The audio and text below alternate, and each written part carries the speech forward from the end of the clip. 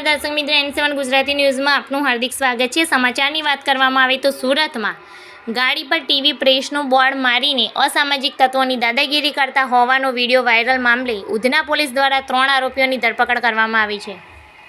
સુરતમાં ગાડી પર ટીવી પ્રેસનું બોર્ડ મારીને અસામાજિક તત્વોની દાદાગીરી કરતા હોવાનો વિડીયો વાયરલ મામલે ઉધના પોલીસ દ્વારા આરોપી યોગેન્દ્ર યાદવ, પ્રદીપ યાદવ, ચંદન યાદવ એમ કુલ 3ની ધરપકડ કરી છે।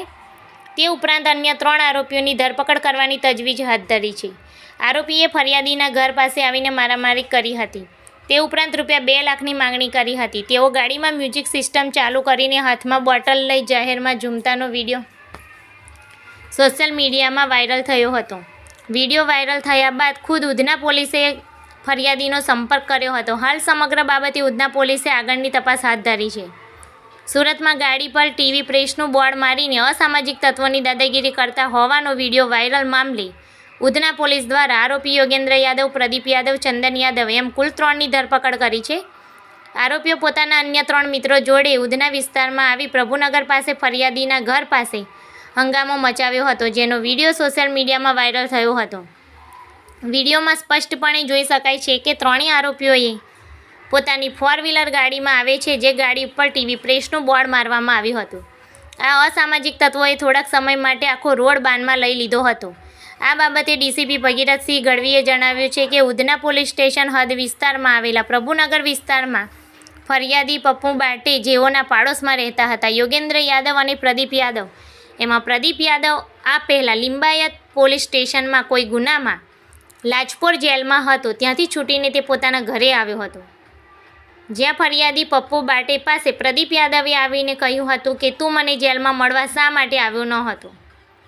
એ વાતને લઈને બંને વચ્ચે બોલાચાલી થઈ હતી અને બાદમાં ફરિયાદી પપ્પુ બાટે પાસેથી રૂપિયા 2 લાખની માંગણી કરી હતી। એનો ખર્ચો થયો છે, તું મને મળવા આવ્યો નથી એમ કહીને ફરી જતો રહ્યો હતો અને કહ્યું હતું કે હું 2 કલાક બાદ ફરી આવું છું। આ બનાવ ગઈકાલ સાંજે બન્યો હતો। વધુમાં જણાવ્યું કે બાદમાં રાત્રે 9:30 વાગ્યાની આસપાસ આરોપી યોગેન્દ્ર યાદવ, પ્રદીપ યાદવ, ચંદન યાદવ, દયાલ સાહુ અને રવિ નામનો વ્યક્તિ જે ડ્રાઈવર છે, આ તમામ લોકો ફરિયાદી પપ્પુ બાટેની ઘર પાસે આવ્યા હતા અને તેની સાથે દાદાગીરી કરી, બોલાચાલી કરી, રૂપિયા 2 લાખની માંગણી કરી મારવામાં આવ્યો હતો। જોકે આ સમગ્ર ઘટના સીસીટીવીમાં પણ કેદ થઈ ગઈ હતી।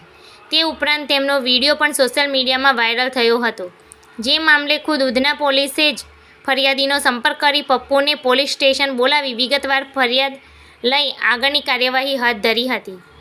પોલીસે આ તપાસમાં મુખ્ય આરોપી યોગેન્દ્ર યાદવ, પ્રદીપ યાદવ, ચંદન યાદવની ધરપકડ કરી છે અને હાલ અન્ય 3 આરોપીઓની ધરપકડ બાકી છે। પકડાયેલા આરોપીઓમાંથી યોગેન્દ્ર યાદવ, જેઓ પાસે સ્કોર્પિયો ગાડી છે અને તે પોતાની ગાડી ઉપર TV 9 ઇન્ડિયા પ્રેસ લખીને ફરે છે, તે ખરેખર પત્રકાર છે કે નહીં તે સમગ્ર બાબતે હાલ તપાસ ચાલી રહી છે। તે ઉપરાંત પ્રદીપ યાદવ લિંબાયત વિસ્તારમાં હત્યાના મામલે તેને જેલ મોકલવામાં આવ્યો હતો, કારણ કે તેણે તેના મિત્રની હત્યા કરી હતી અને પરિવારને ફરિયાદ ન કરવા માટે દબાણ કરી રહ્યો હતો। હાલ સમગ્ર બાબતે વધુ તપાસ હાથ ધરવામાં આવી છે।